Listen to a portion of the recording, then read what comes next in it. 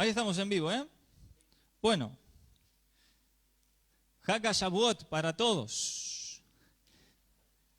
Que el Eterno los bendiga. Feliz fiesta de Shavuot, porque ya hemos iniciado con la ayuda del Rey, ya ha anochecido, aquí en nuestra hermosa ciudad de Rosario, saliendo hacia todo lugar donde el Eterno nos permita llegar. Estamos contentos de encontrarnos nuevamente y en un día de cita. Qué mejor que eso. Yo quiero compartirles algo antes de leer ahí un poquito de Ruth. Lo vamos a hacer bien hablado. Dice la hermosa Torá de nuestro Dios. Antes de leer Ruth, yo le comparto algo. En el Salmo 119, verso 72, sus Biblias, dice: mejor me es la ley de tu boca, o la Torá de tu boca, mejor me es la Torá de tu boca que miles o millares de oro y de plata. Mejor es la Torá de tu boca. Es un texto que estuve masticándolo mucho esta semana, que me encanta. Y el Salmo 119, si no habla, mire, hay gente que no quiere saber nada con la ley, tendría que arrancar todas esas hojas que abarca el Salmo 119, ¿no? Porque en todas esas hojas, cuando aparece la palabra ley, aparece la palabra Torá, obviamente. Mejor me es la Torá de tu boca que miles de oro y de plata. Diga conmigo de añadiduras, a ver. Claro, porque si no perseguimos las añadiduras a veces, pero es mejor una palabra de papá, porque lo único que puede cambiar a una persona es una palabra de nuestro Dios. Amén. Nuestro querido Pedro, en un momento, yo no sé si tenía o no tenía, no podemos mentir, así que probablemente no habrá tenido dinero en ese momento, no lo sé. Pero resulta que hay un mendigo que le pide una sedacá. Y él no tuvo en ese momento o no le quiso, yo no lo sé, no puedo juzgar esa parte porque no la sé, hay que leer lo que está ahí, y él dijo que no tenía, entonces vamos a creerle. Pero resulta que le dijo: no tengo ni plata, no tengo millares, ni de plata ni de oro, pero tengo una cosa. Tengo una palabra de la Torá que es mejor que el oro y que la plata, como dice el Salmo. Y esa palabra de Torá cambió la vida para siempre de una persona. Mire si no somos portadores de algo poderoso para la vida de la gente, para la humanidad, para nuestro entorno, nuestra familia, nuestros seres queridos, aquellos que no están. Miren si no somos portadores de un tesoro tan valioso que podamos nosotros decirle a alguien una palabra que cambie el rumbo de su vida para siempre. Pero a veces menospreciamos un poco ese tesoro tan valioso. No lo tenemos tan en cuenta como a veces creemos que es mejor darle 1.000 pesos a alguien que brindarle una buena palabra. Mira, el 1.000 pesos le va a durar nada, pero su palabra permanece para siempre. Su palabra permanece para siempre. Y usted lo sabe eso. Así que vale más que 1.000 pesos eso. Perdura en el tiempo. Y Megilat Ruth, o el rollo de Ruth, es algo tan lindo. No sé si han tenido la oportunidad de leerlo. Son solamente 4 capítulos. 4 capítulos. Y habla de esta hermosa historia. Vamos a leer los primeros textos. Amén. De Ruth. 4:1 dice así: aconteció en los días que gobernaban los jueces que hubo hambre en la tierra. Y un varón de Belén de Judá fue a morar en los campos de Moab. Él y su mujer y dos hijos suyos. El nombre de aquel varón era Elimelech. ¿Okay? No es una C de casa, es una J al final, pero no hay problema. Y el de su mujer, Noemí o Naomi. Y los nombres de sus hijos, Mahlón y Kelión.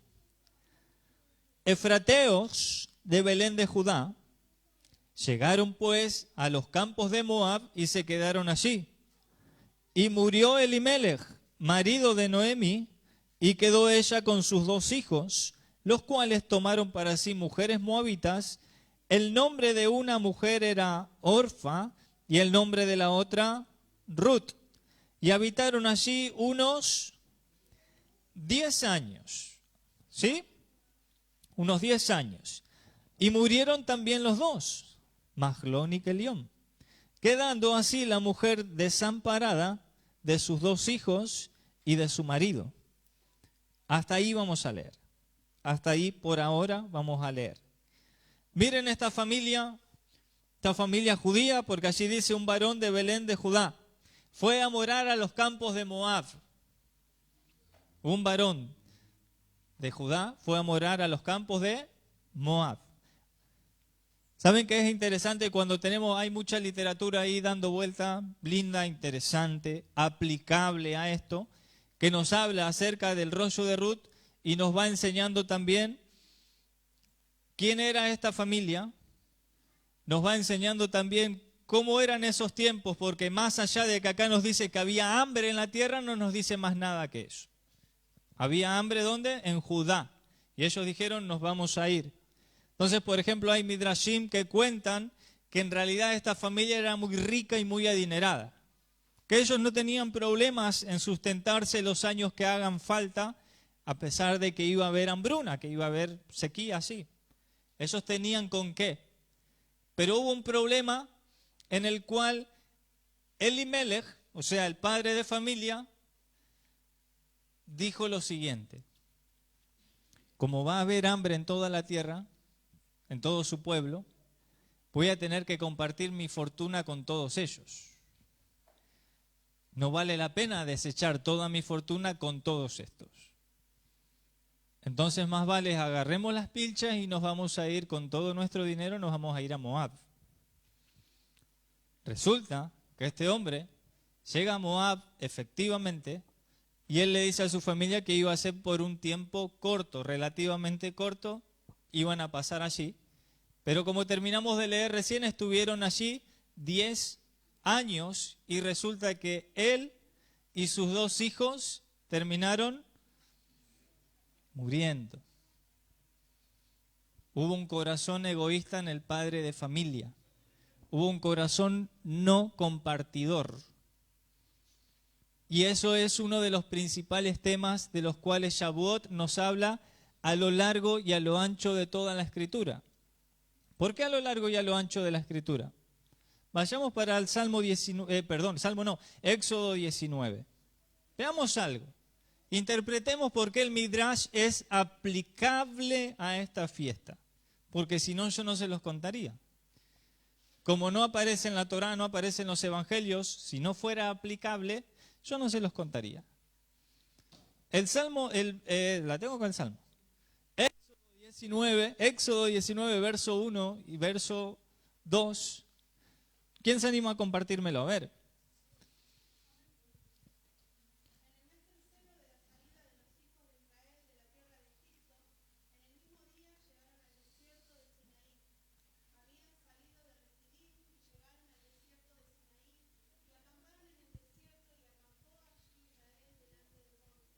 Amén. 1 y 2. Hasta ahí. Fíjense que cuando leemos rápido, por ahí se nos pueden saltear cosas interesantes. Fue algo que yo marqué desde hace muchos años atrás que me llamó la atención, y eso que no había conocido nada de la Torá ni nada por el estilo, pero me llamó la atención la conjugación verbal del verso 2. Ponga sus ojos en el verso 2, por favor. Habían salido de Refidim y llegaron, ¿ok? ¿A dónde llegaron? Al desierto de Sinai. Hasta ahí viene hablando la Escritura todo en plural. Salieron, llegaron, acamparon en el desierto. Mucha gente, mucho pueblo. Punto y coma. ¿Verdad? Aparece ahí un punto y coma. Dice, acamparon en el desierto. Punto y coma. ¿Qué dice ahí? Acampó Israel. ¿Por qué cambió la conjugación verbal de esto? Porque ya no eran tantos. Porque ya no eran miles. Porque ya no eran muchos. Porque ya la Escritura no habla en plural, sino que ahora habla en singular. Dice, acampó Israel allí. ¿Vamos para Hechos? Porque acá acamparon a los pies del monte Sinai para recibir la Torá. Vamos para Hechos, capítulo 2. Este es el ejercicio que siempre hay que hacer para saber si aplicar o no aplicar alguna literatura externa. Hay que filtrarla por la Torá y hay que filtrarla por el Evangelio. Capítulo 2, verso 1. Del libro de los Hechos. ¿Llegamos ahí? Tenete preparado el 4:32 de Hechos. Dice el 2:1 así, de la siguiente manera. Cuando llegó el día de Pentecostés, estaban todos, ¿cómo estaba la gente? Juntos, unánimes, amén. Esther, qué lindo verte, ¿eh? Mirá que lo dije en vivo para que quede registrado que es lindo verte. Estaban todos juntos y unánimes. ¿Y el 4:32 qué dice? De Hechos. Y la multitud de los que habían creído era de un corazón y un alma, y ninguno decía ser suyo propio nada de lo que poseía, sino que tenían todas las cosas en común. Amén. ¿Cómo era la gente? De los que habían salido, de los que habían creído, de un solo y ¿qué es un solo alma?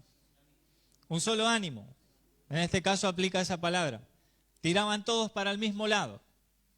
Ya no eran muchos, no había muchas opiniones, no había muchas creencias. Ahora todos creíamos en un solo Dios y Salvador. Ahora todos creíamos en una sola Torá que cambia la vida. Ahora todos tirábamos para adelante y nos comportábamos como Él nos ha demandado, de ser un solo pueblo en su mano. Es que por eso cambió la conjugación verbal también en Éxodo, cuando decía salieron, llegaron, acamparon. Y en ese proceso el Eterno fue transformando los corazones de las personas para que entiendan que no son muchos, sino que son uno. Como Él es, uno. Y compartían. Y como somos miembros de su cuerpo, porque no hay muchos cuerpos, es su cuerpo, y los miembros seremos muchos, pero el cuerpo es, y nos necesitamos. Y no podemos andar como llaneros solitarios por ahí. Y no podemos hacer de cuenta que no nos necesitamos mutuamente. Y no podemos comportarnos de manera mezquina como se comportó Elimelech junto a su familia en los tiempos de Ruth, haciendo de cuenta, claro, que como yo tengo, me salvo yo y los demás que hagan como puedan. Ese no es un comportamiento propio de alguien que pertenece a este cuerpo. No nos comportamos nosotros así. En un día de cita como este, del cual estamos hablando, el Eterno lo primero que envía a su pueblo es que sea un pueblo unánime, unido, tirando todos para el mismo lado, comprometidos con la misma causa, aun cuando somos diferentes, ¿sí o no? Claro,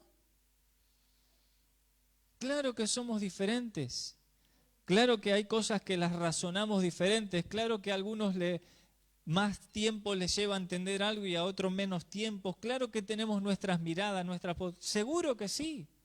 Eso es respetable dentro de los marcos que Él ha establecido, pero sin olvidarnos de los parámetros principales.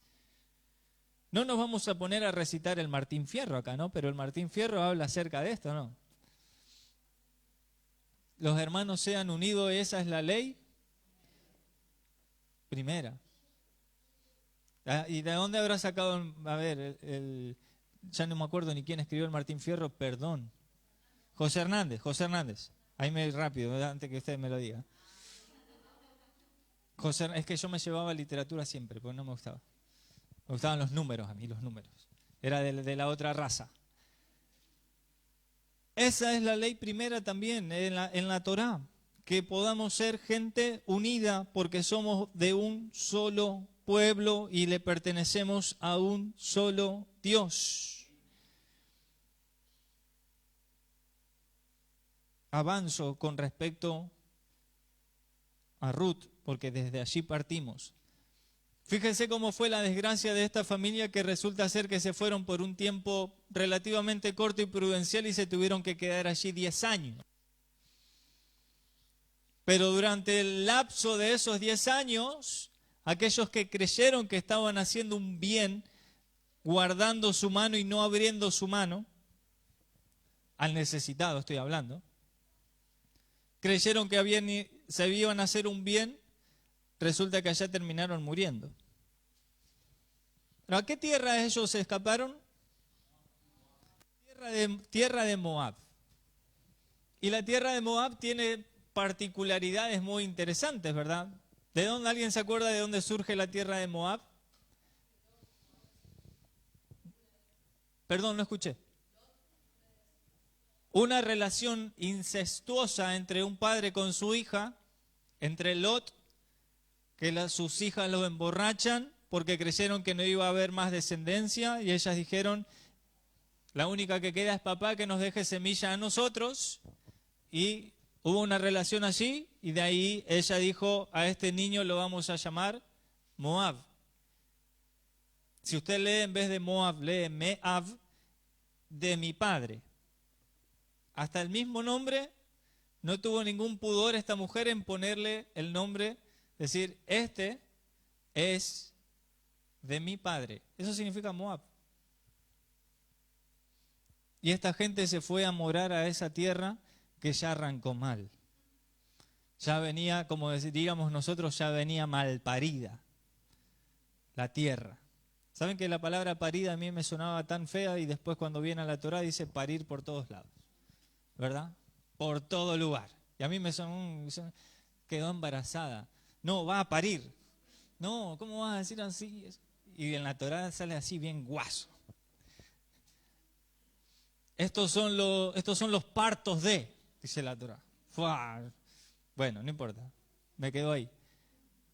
Resulta que estos fueron a tierra de Moab, a tierra de gente que después, más adelante, cuando el pueblo de Israel venía caminando y venía pidiendo permiso, nos dejan pasar, vamos a pasar por acá, de acá 30 días, venimos todos, toda la manada. Moisés mandaba gente adelante e iba avisando a los pueblos que Israel iba a pasar por ahí y que no los iba a molestar. Que no tenían orden Israel de atacar, no tenían orden de saquear, no tenían orden de invadir, tenían orden de pasar porque iban de camino a la tierra prometida, no necesitaban nada. Tenían provisión, ¿a quién mejor proveedor que? No necesitaban nada, solamente iban caminando y pedían permiso. Miren, vamos a pasar por aquí. Cuando llegan a avisarle a la tierra de Moab, los moabitas le dicen, por acá ustedes no van a pasar. Y entonces Moisés le salta el argentino, dice, si no nos dejan pasar, les caemos. Y viene Dios al encuentro de Moisés y le dice, Moisés, vos no le vas a caer nada, porque ellos son tus hermanos. ¿Qué eran? ¿Qué Dios le dice? Ellos son tus hermanos. Claro, es que Lot era sobrino de Abraham. Y de ahí vienen los patriarcas, ¿no? Abraham, Isaac, Jacob, y de ahí los demás. Entonces, medio parentesco obviamente que había, pero tampoco para de Dios para que me diga que es mi hermano. Este es de otra raza. No, es tu hermano, tranquilo. No te me pongas acá en discriminante. Y entonces efectivamente Moisés no puede hacer lo que le había surgido primero, que era invadirlo y liquidarlo. Y cuando van llegando ahí, lo único que los israelitas les habían pedido era pan y agua. Nosotros vamos a pasar, le vamos a comprar pan y le vamos a comprar agua. No le vamos a vender nada a ustedes por acá ni se aparezcan. Eso eran los moabitas. ¿Por qué no le quisieron dar pan ni agua y no le quisieron dejar pasar por su tierra, los moabitas? Tiempo después pasa esto, bastante tiempo después, suceden estas cosas, Y conociendo las características de los moabitas, va a habitar con ellos. Había alguien que decía y hablaba acerca de la ley de los afines. Yo un día me puse a analizar eso y dije, eso en la Torá no está, pero no está del todo mal lo que está diciendo. Y él hablaba acerca de personas que no se conocen, pero cruzan 2 o 3 palabras y se relacionan y tienen pensamientos parecidos. ¿Vieron cuando decimos tienen feeling? Tienen un no sé qué, y se juntan. A nosotros nos pasaba cuando íbamos a la escuela, siempre estaba el grupete de los que se sentaban atrás, no sabía qué era eso. Y ni nos conocíamos, pero se juntaba el grupete ahí atrás y por ahí se armaba la hecatombe, ¿verdad? Claro, y mi mamá me decía, salí de ahí, pero si yo salgo, me siento para acá y se me vienen. Bueno, no voy a contar hasta ahí. Porque a veces hay un no sé qué, hay piel, hay química, le decimos de un montón de maneras. Y Elimelech se sintió atraído con los moabitas. O sea, el mezquino, ¿dónde va a ir? ¿Con el que tiene la mano generosa? No, fue con el mezquino. Eso también nos enseña a nosotros acerca de las relaciones que tenemos. ¿Nunca le dijo su mamá cuando usted era chico, le dijo, con ese no te juntes? ¿No te conviene? ¿Y qué hacíamos nosotros? Obvio, siempre obedientes, ¿verdad? Mamá, tenés razón. No, íbamos ahí, al hueso. Eran consejos de mamá y resulta que nosotros hacíamos lo contrario.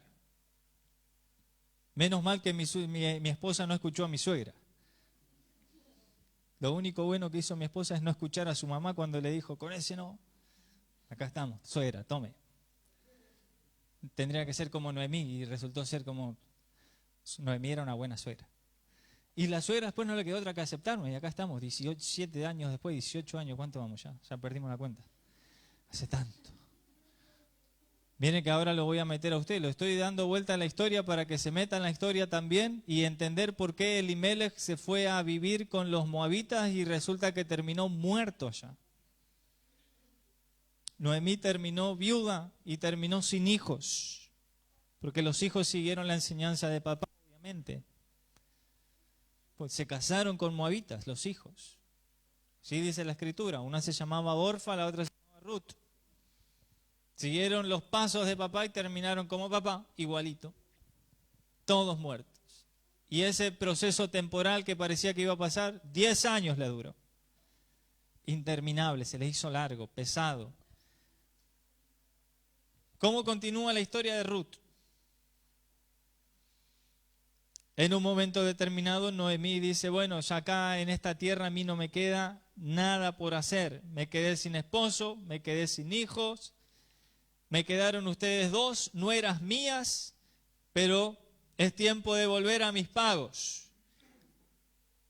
También nos da ahí una leve impresión de que Noemí jamás se había querido ir de sus pagos. Si no, no hubiera querido volver. Pero decide volver Noemí.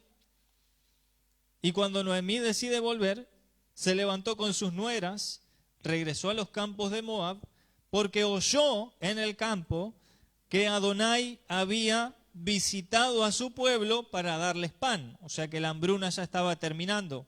Así dice el verso 6. Salió pues del lugar donde había estado y con ella y sus 2 nueras, y comenzaron a caminar para volverse a tierra de Judá. Noemí le dijo a sus nueras, vayan y vuélvanse cada una a la casa de su madre. Adonai haga con ustedes misericordia como la han hecho con los muertos, es decir, con sus esposos y conmigo. Verso 10. Y las nueras le dijeron, ciertamente nosotras iremos contigo a tu pueblo. Noemí por segunda vez insiste en decirle, vuélvanse a su... Dice el verso 11, vuélvanse hijas mías, ¿para qué van a venir conmigo? ¿Acaso tengo yo más hijos en el vientre que pueda darle a ustedes maridos? Volveos hijas mías e idos, porque yo ya soy vieja para tener marido, y aunque dijese, esperanza tengo, y esta noche estuve con marido, y aún diese a luz hijos, ¿Habías vosotras de esperarlos hasta que fueran grandes? ¿Habrían de quedarse sin casar por amor a ellos? No, hijas mías, ¿qué mayor amargura tengo yo que ustedes? Porque la mano de Jehová, ¿qué pasó? Ha salido contra mí. ¿Alguien reconoce a veces este tipo de cosas? ¿Vieron que cuando las cosas comienzan a salir mal le echamos la culpa al vecino, al esposo, a la esposa, a los hijos? A alguien enseguidita le vamos a echar la culpa. Siempre vamos a encontrar un culpable en nosotros. Pero resulta que Ruth no buscó culpables, sino la mano del Señor salió contra nosotros. Esto fue error nuestro, evidentemente fue un error nuestro. No leímos bien la situación de que tendríamos que haber abierto la mano para unificar a nuestro pueblo, sino que mezquinamos, nos fuimos, nos perdimos allá. La mano del Señor está contra mí. Empieza a volver, mejor dicho, a casa, arrepentida. ¿Es bueno mostrar arrepentimiento? ¿Cuál fue la predicación que hablamos cuando empezamos de Juan el Bautista? De Pedro, perdón. Arrepiéntanse. Ustedes mataron al Salvador. Arrepiéntanse. Y aquí me voy a quedar con este remanente que hay aquí. La importancia vital de la unidad de los miembros e integrantes del cuerpo del Señor. La vital importancia que tiene esto, mis hermanos. Lucas capítulo 11, verso 14.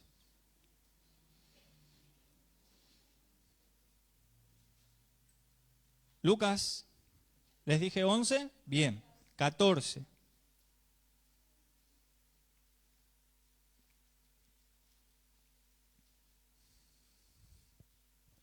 Entonces estaba Yeshua echando fuera un demonio. ¿Alguien vino medio endemoniado? Avísenos, así imitamos al maestro, a ver. Voy a ver las caras, a ver. Si visualizamos algo. Estaba Mashiach echando fuera un demonio que era mudo. Y aconteció que salido el demonio, el mudo habló. Y la gente, wow, se maravilló. Pero algunos de ellos decían, por Beelzebú o Baal-Zebú, príncipe de los demonios, echa fuera a los demonios. Otros, para tentarlo, le pedían señal del cielo. Mas él, conociendo los pensamientos de ellos, les dijo. ¿Cómo les dijo? Alguien que me lo lea, por favor, a ver.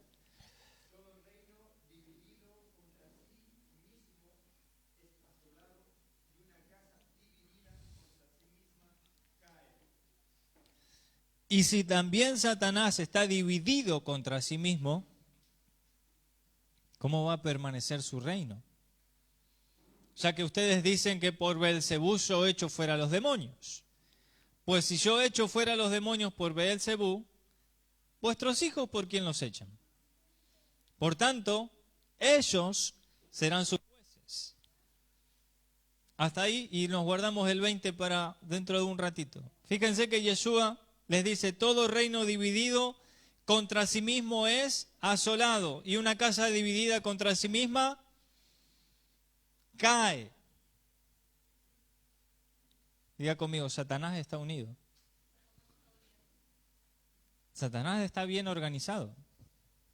Satanás sabe cómo hacerte caer, qué estrategia utilizar, por dónde llegarte. No está dividido él como diciéndote por un lado una cosa y por el otro lado otra. No utiliza esas mañas, las mañas de él son siempre las mismas. Él es padre de toda mentira, ¿verdad? De engaño y mentira. Él siempre por algún lado va a entrar, diga conmigo, por nosotros. No es que siempre estamos intentando buscar un enemigo, así alguien como para hacerle frente. Y es que te tendrías que poner un espejo adelante nada más. Entonces cuando te ves en el espejo, ahí bajarías la guardia y dirías, el problema soy yo. El problema es mi incredulidad, el problema es mi pereza, el problema es que no leo la escritura, mi problema es que no me consagro, mi problema es que no busco la santidad, mi problema... Y vas buscando para adentro. Pero a veces buscamos en los astros. A ver cómo está la luna hoy. Uy, hoy no, la luna está en Júpiter, me parece que me conviene recitar la segulá de... Tranquilo. El problema es usted, el problema somos nosotros. La casa dividida. La casa dividida contra sí misma. Caracteres, personalidades. ¿Hay alguien que todavía sea muy gruñón acá? Si medio gruñoncito, así todo el tiempo. No se le puede decir nada, enseguida te gruñe. Se están mirando entre como que... Me parece que voy a virar la pre para que no haya disensiones, no haya divisiones.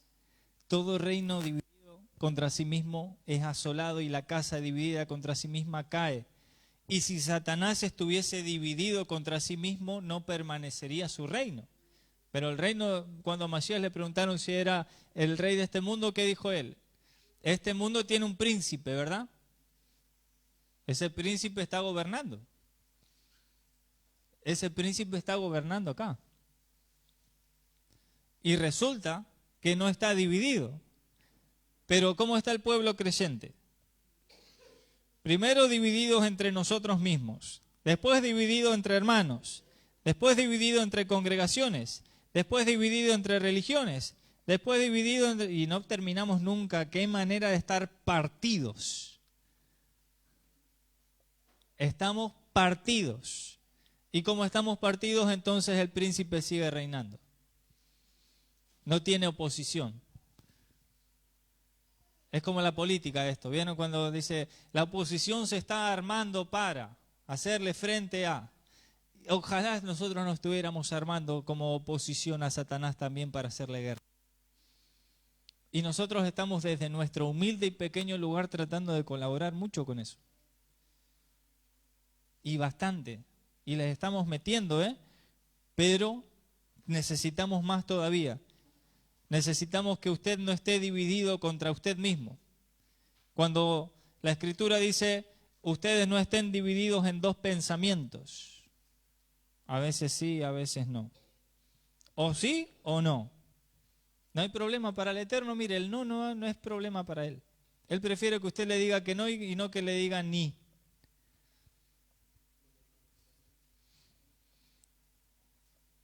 El versículo 20 decía, pero si yo por el dedo de Dios echo fuera a los demonios, ¿alguien lo lee al 20? ¿Cómo dice el 20? Ese.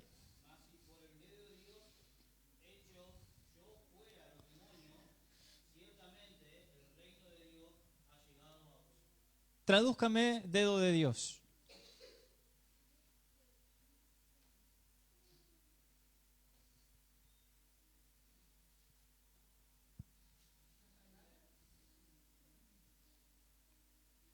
¿Hay argumento apoyativo a eso? Éxodo 32, 16. ¿Vamos ahí? Perdón, 31, 18. Éxodo 31, 18. ¿De qué se trata echar fuera a los demonios por el dedo de Dios?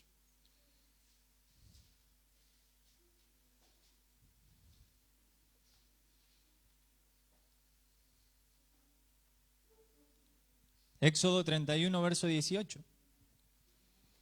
Dice...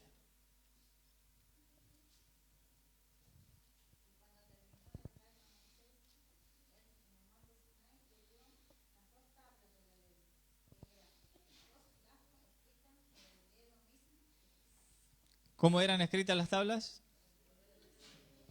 Beetzba Elohim.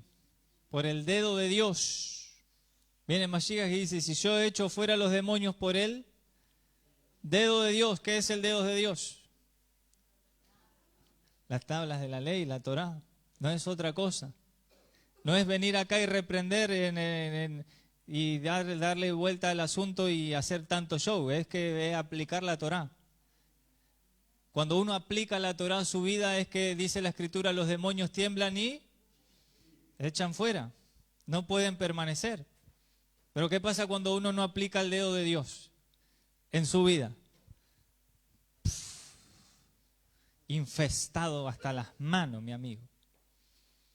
Entonces tiene que venir alguien que tenga y aplique el dedo de Dios primero a su vida, para después también compartirla a otro y decirle, mire, se hace así.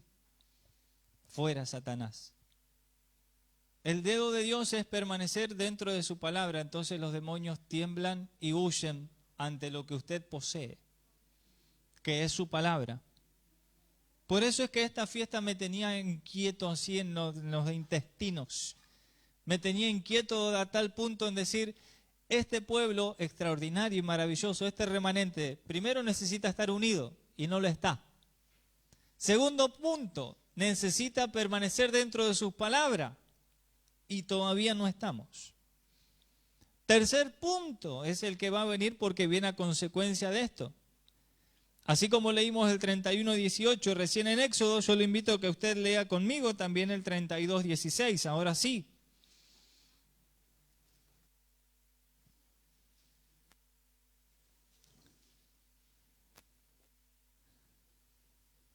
¿Cómo dice el 32:16?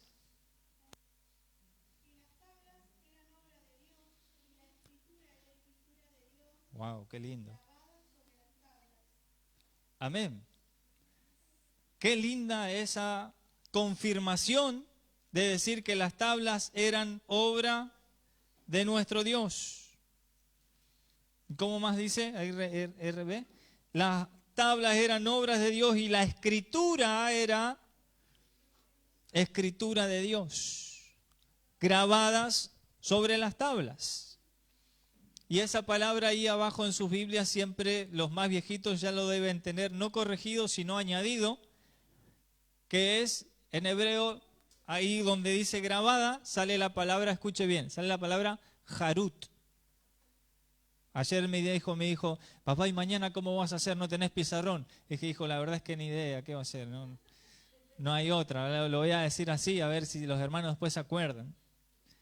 Ahí dice grabadas y en hebreo dice Harut. Entonces vino un comentarista bíblico, Yehoshua ben Leví, en el siglo III, y él dijo, no solamente leas la palabra Harut con A, sino lee también la palabra Jerut con E.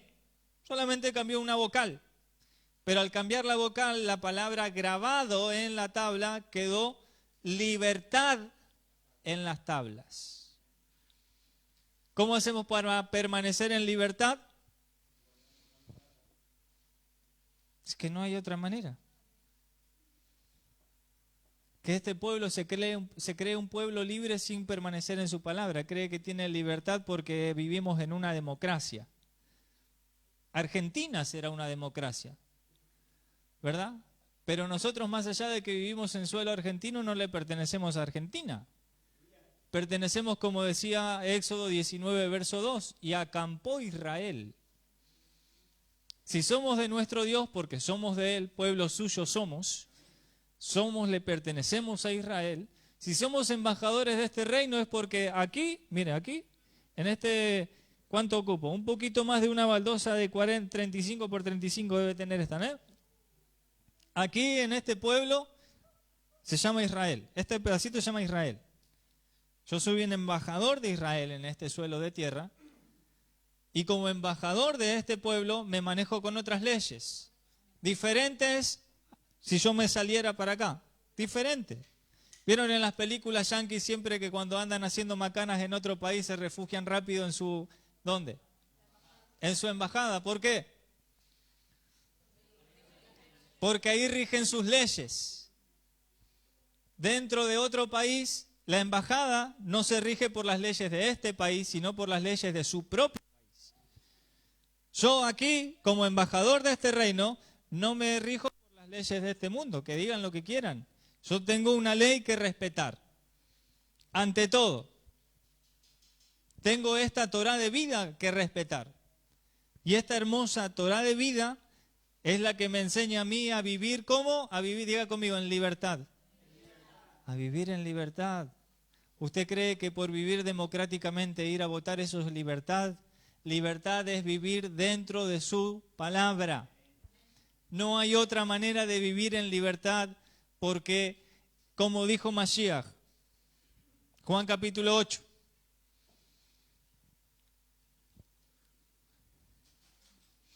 Juan capítulo 8.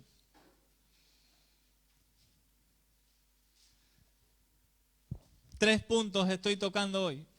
La unidad, el dedo de Dios y el tercer punto es la libertad. Verso 31. ¿Cómo le gusta decir? A ver, espera. ¿Cómo les gusta decir el 32? Pero no se olvide del 31. La historia empieza en el 31.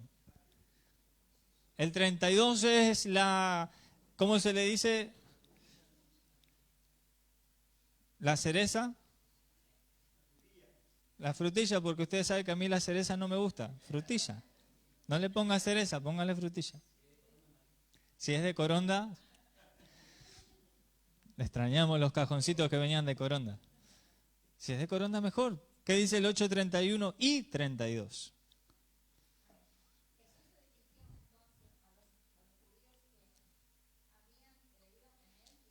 ¿Cómo si los judíos no creen en Jesús? Siga. Si no, cambiamos de Biblia.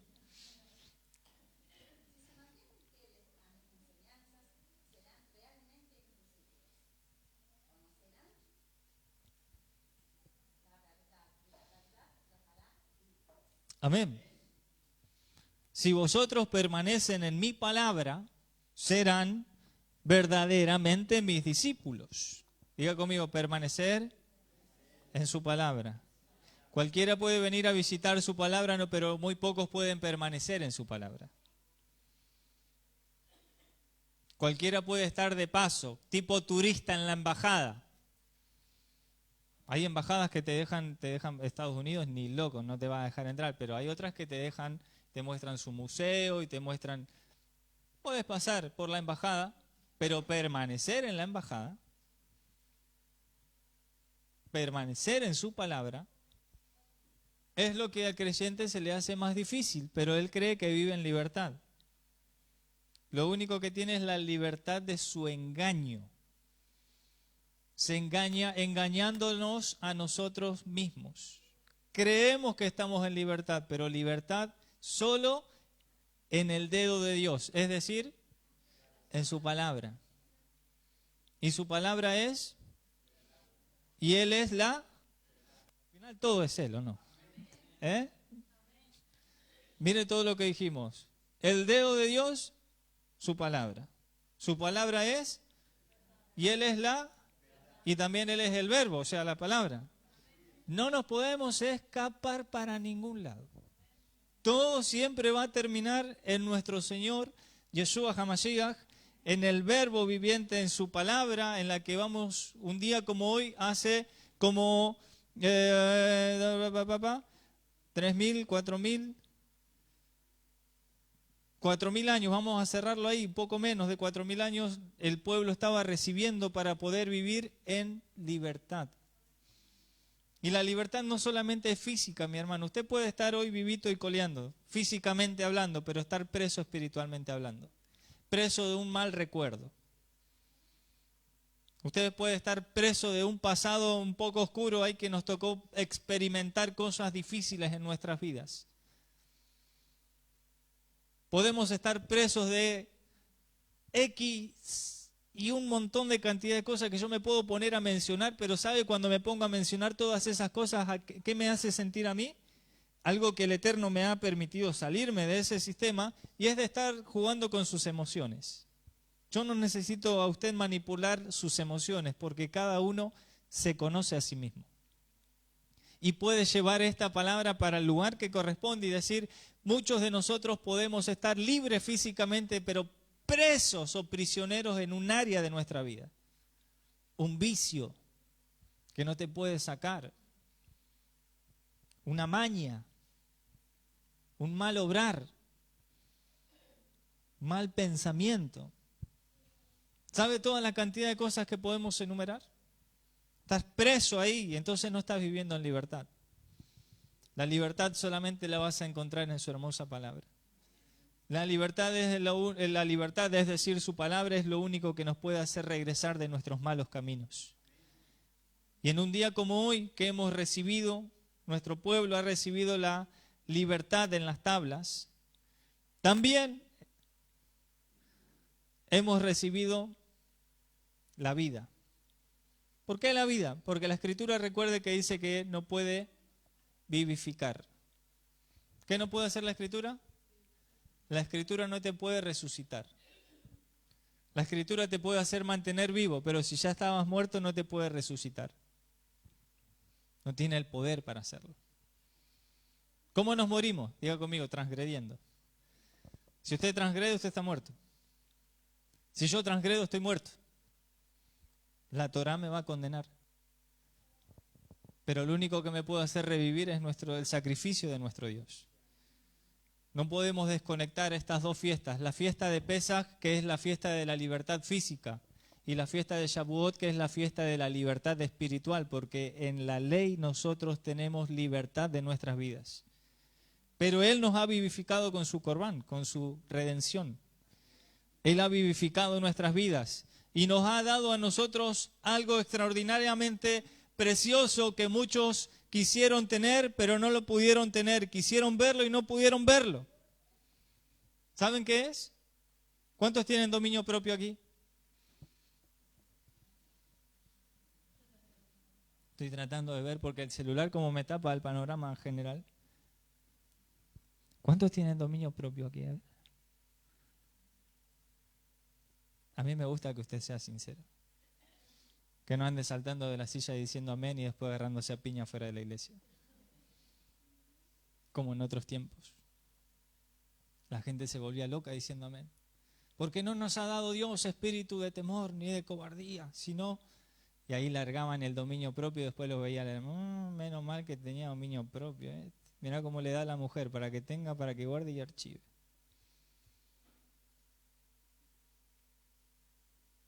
No podías ni pasar por la vereda de la casa del hermano.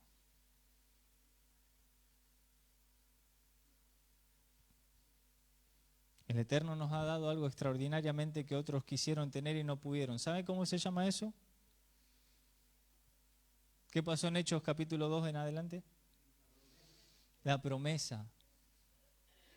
La promesa. Él nos ha dado a nosotros su promesa.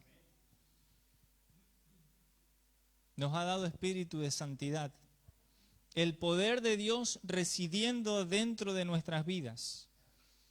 El bien más preciado porque es la garantía y el sello de nuestra salvación. El bien más preciado que un creyente puede tener es que Él haya derramado sobre usted espíritu de santidad en su vida. Porque es lo único que te va a hacer sostener en el tembleque. Porque el tembleque viene. El problema viene, la dificultad viene, la noche viene. Viene sobre nuestras vidas. Y lo que nos va a hacer, ¡bum!, estar firmes y con la cabeza bien en alto y aguantando el cachetazo, es que el espíritu de santidad dentro tuyo te va redarguyendo y te dice, tranquilo, no tengas temor, yo estoy contigo. No tengas miedo porque yo he dado mi vida por ti. No tengas miedo porque esta no es la patria que nosotros buscamos, la que buscamos es la porvenir. Tranquilo que si tenemos que pasar la mala estamos preparados y enseñados por todo y para todo. Tranquilo. Yo estoy con ustedes. Eso es lo que desde nuestro interior va surgiendo. Hey, hombre, haya shalom entre usted. ¿Saben cuántas veces me ha tocado ministrar esta palabra así? Hey, tranqui, tranqui. Sí, el Dios de paz está con nosotros. Bajemos los decibeles. Así como está, no podemos pensar, tomar decisiones, no, tranquilo, tranquilo, tranquilo. ¿Qué hace eso? El espíritu de santidad que tenemos acá. Nos permite tener un momento más de sapiencia antes de tomar una decisión. Usted me conoce a mí, sabe que en las redes sociales no ando publicando ningún tipo de estupideces. Mira mis redes sociales y cada tanto puedo poner alguna palabrita o algo, ni peleando ni nada. Pero el otro día había un hombre incentivando a la gente a usar armas de fuego. creyente, pastor de una congregación. Nosotros tenemos que aprender que lo que le pasó a Estados Unidos allá, este pobre hombre que mató 19 niños. Escuche bien lo que yo dije y lo vuelvo a repetir y el que venga levanto la guardia. Ese pobre hombre, porque era un joven, un adolescente que mató 19 pobres niños, porque él también era pobre. Pobre niño de 19 años que un día se levantó cruzado y dijo, se la desquitó con 19 niños más pobres que él, inocentes. ¿Usted sabe por cuánto la vida que había tenido esa persona que decidió salir a matar? La vida que había tenido. Pero eso es lo de menos. Pero la mayoría viene así, sin padres, huérfanos, abandonados, padres presos, drogadictos, abusados, que un día estalla, se ponen en cortocircuito y salen y hacen barbaridades. Pero ¿alguien se preocupó de esa persona para que eso no suceda? Alguno de nosotros creyentes algún día tal vez pudo abrir la boca para decirle, mire, no tengo ni plata ni oro, pero te voy a dar algo poderoso. Así como el Señor salvó mi vida y me quitó esto, también, mira, puedo hacerlo con vos. Y eso se hubiera evitado. Entonces este hombre recogió el guante y dijo, tenemos que armar, está bien armarnos. Y si tiene arma está bien. Mire usted, ya que los creyentes podemos ir a comprar un arma para defendernos. Y no va que empieza a poner citas bíblicas totalmente aisladas, obviamente. Pedro usó una espada, ¿verdad? Le cortó la oreja a uno. ¿Qué le dijo el Señor? ¡Qué bien, Pedro! Gracias, ¿eh? Bien guapo el chango. Pedro, guarda eso.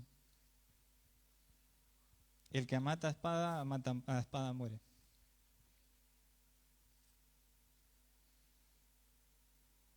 ¿Estás soportando el oprobio, Pedro? Hay situaciones y situaciones, ¿verdad?